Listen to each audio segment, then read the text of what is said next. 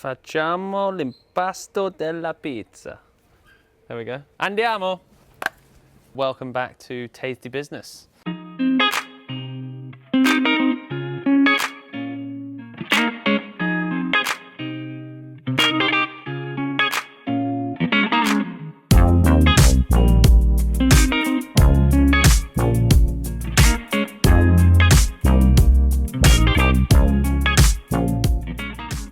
I'm going to be taking on pizza. So I'm going to show you how to make nice pizza dough. It's just flour, salt, water, and yeast. The key to making fantastic pizza dough is leaving it to ferment for a long time in the fridge, 72 hours at least.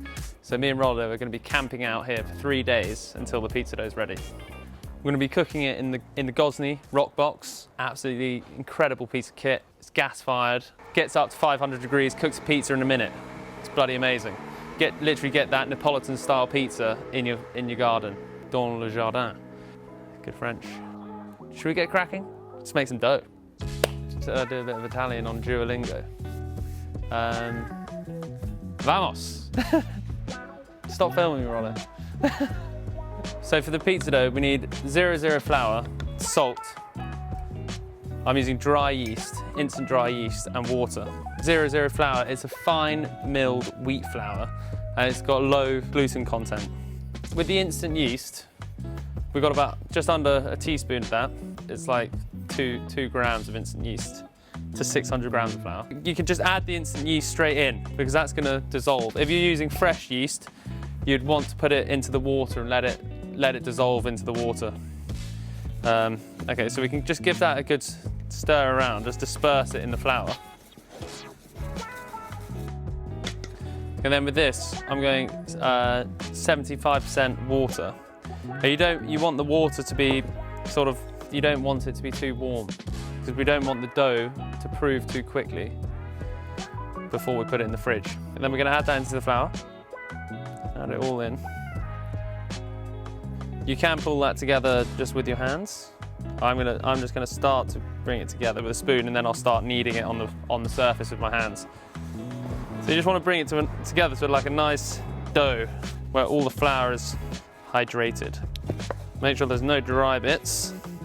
Okay, so once you brought the dough together, it's like not got much strength. You see, I can pull it apart quite easily.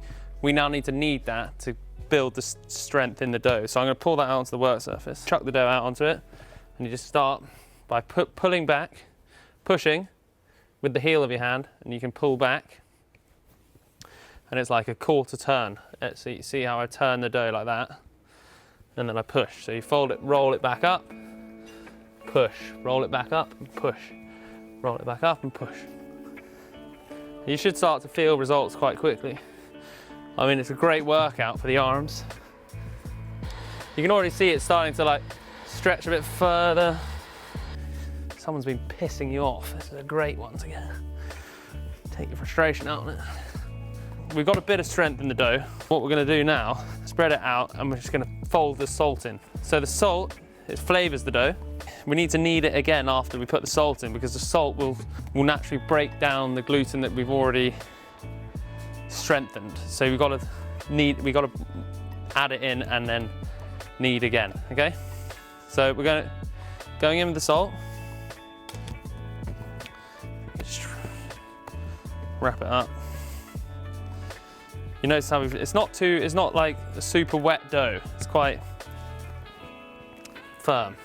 I'm using fine sea salt. It's probably the best. Like if you use something like Malden or flaky sea salt, it doesn't absorb well in the dough. If you're planning to have a pizza party on a Saturday, you really want to be thinking about making the dough on a Wednesday. If you've got the dough in the fridge, it's easy to come Saturday, you just got to think about the toppings. That gives the dough a chance to properly relax and slowly ferment. Because it's basically the flatbread, we don't want the dough to prove up because then it's going to be very hard to stretch because once it gets air inside it, it becomes very strong. So the dough's nearly there kneading wise. It's got some good strength in it. It's much stretchier than it was before. And we're going to let it relax for half an hour in a container. We're going to give it a fold and then we'll do that one more time. So 2 folds and then we'll shape it.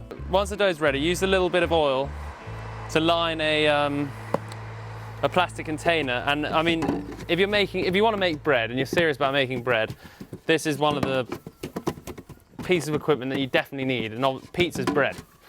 You know, any dough, you need a large, thick plastic container. Just allows the dough to prove. We're going to slap the dough in there, and you can seal it with the lid, because dough, when it's not sealed properly, or you put it in a plastic bowl and you put some cling film over it, it sticks. Okay, this is not sticking, and we've sealed it up because we don't want the dough to get dry.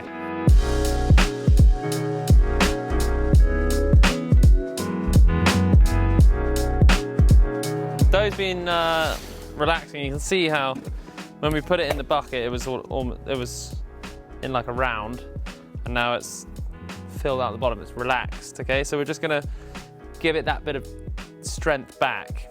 So what we need to do is just fold it. So you pick it up from the corner, pick it up. See how it's quite stretchy? Fold it over, then repeat that on the other side, the same. So pick it up, fold it over, and then here, pick it up. See how stretchy it is? It's not breaking. That's fantastic. You can see that's the strength we built in the dough and the time it's had to relax. And then, so that's the fourth fold, and then you just flip it over and you're just securing the fold at that stage. So now you can see, and the next time we do it, it'll be the same. It will have relaxed, we'll fold it, and then we'll shape it.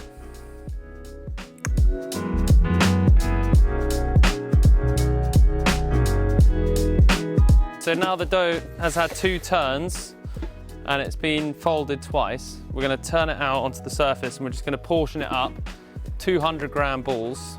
So I'm going to shape it and place it in the trays, and then that'll go into the fridge straight away.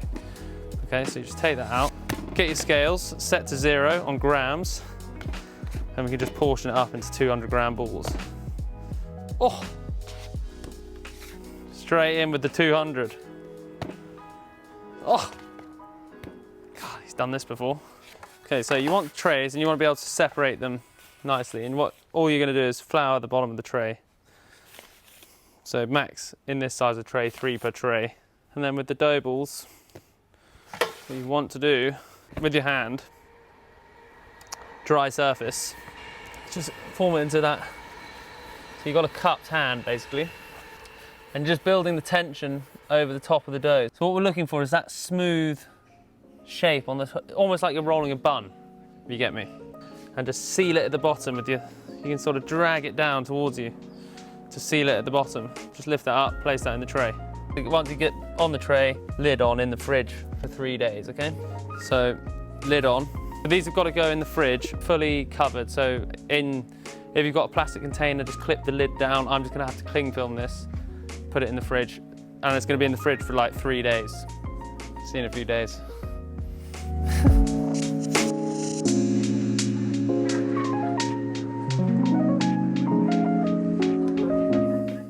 Gozney.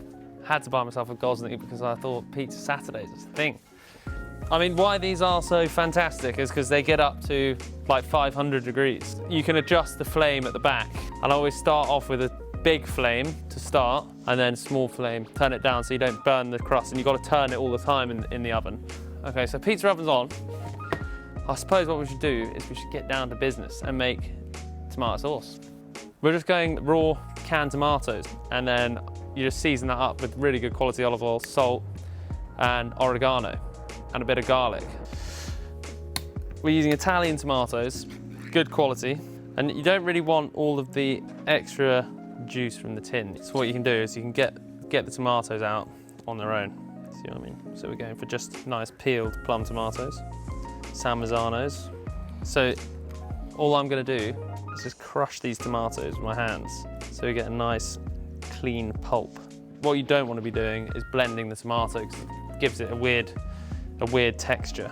It doesn't matter if you've got little lumps of tomato flesh and stuff like that, that's actually giving you a much nicer sauce.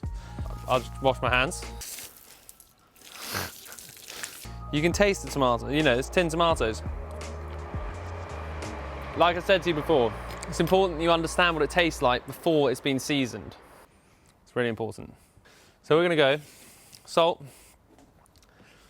good quality olive oil, and some fresh oregano. You can use dried. but we're just going fresh.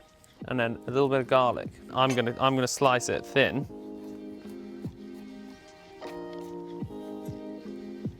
Okay, so that's just going straight in. As with other herbs, important to have a nice sharp knife and just go through the herbs once. Okay, that goes in there. And then we'll just go in with some salt. A good pinch of salt. Tomatoes take a good amount of salt. And of course, nice amount of olive oil. Okay, so that's the sauce. Garlic, oregano, salt, and good quality tomatoes. Okay. You've got the raw garlic running through there. There's flavour there. That's going to cook out. It's going to mellow. Got nice floral notes in the oregano, salt, and the tomatoes are just tasty. And then I've made some confit tomatoes. These are cherry tomatoes, yellow and red. I've just confit them gently in olive oil, low heat, like 120 degrees for like 45 minutes in the oven. And then I'm going to break burrata, so the middle bits of the burrata over the top of it just before it's finished cooking. And that's it, I think. Some lovely burrata. So burrata is like mozzarella, if you haven't used burrata before. It's mozzarella, but the middle bit is mozzarella with like a creamy centre. So you don't really want to be cooking the burrata on the pizza for too long because it just loses all its moisture. Okay, that's why we're going to add the burrata pretty much at the end. Okay, so that's us. Tomato, burrata, and a little bit of more oregano. So pick that down. We're just going to put those leaves on whole. Right, so the pizza dough, you want to take out of the fridge after it's had its sort of like 48 to 72 hour proof. You want to take it out of the fridge about half an hour before you start making it, because just to take a bit of the chill off it, then it's going to stretch easier. Very important, keep the dough covered at all times, because you always cook the pizza upside up. Okay, so this side up. If it's dry, it's not going to puff like we want it to. It's not going to get those leopard spots. Let's go. So lid off. I'm using semolina flour. You can use plain flour. I'm using a bit of semolina. Flour on your hands. Dough out. So remember, I've just gone in there and I've put downside, upside down. So I've got to remember to flip it over. Okay. So you've always got to remember to flip it over. What you want to do is you want to create that edge where we want it to puff, so you can already see it's got pizza shape. And then just in between your hands, see how that stretched so easily, just stretched over my hands. I'm not fighting with it. Then we're going to go onto our paddle. You can semolina up the paddle if you want. So just pick it up, and remember we're going upside up. Just spread out the tomato sauce evenly. You want to work quickly and you don't want to overload the toppings on the pizza. And we're going on with some, I'm just going to spread these around. You get a nice little yellow ones. I'm going to put couple of those confit cloves of garlic that I had with the tomatoes in there. We're going to break the burrata in between all this stuff, so it's going to look absolutely lovely. And you can go a bit more of that confit oil. Just put it over the top. Bits of oregano over the top. Okay. Just make sure it's free on your paddle before you go in, and then you can just literally one smooth movement and the pizza's in. Okay, not too far back with this Gozney because the flames is about here and it's coming up and licking forward. You don't want to be, if you're touching up against the flames, that back bit of pizza is just going to burn. So you can start to move the pizza as soon as the base is set in this oven. You want to be turning all the time because the heat's in a pizza oven. You probably only need to turn once, but the heat is coming from that direct source at the back. The pizza's nearly there. I'm just going to put it on a little bit of this burrata. Flash it back in for another 20 seconds, just to get the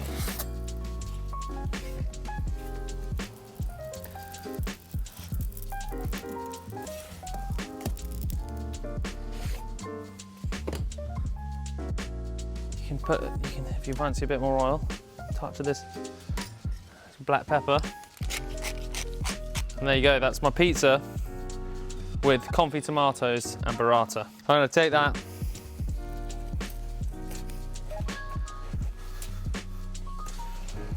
What I love about this is it's packed with flavour.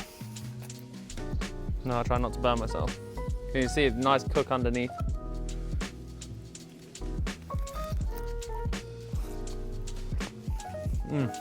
Those confit tomatoes are really sweet, juicy. There's a little bit of bitterness on the crust, which is delicious. Good quality ingredients, and the flavors are just working. It's applying yourself, giving it the time that it deserves to make the dough properly, and you're rewarded with a beautiful slice of pizza. Fucking tasty business.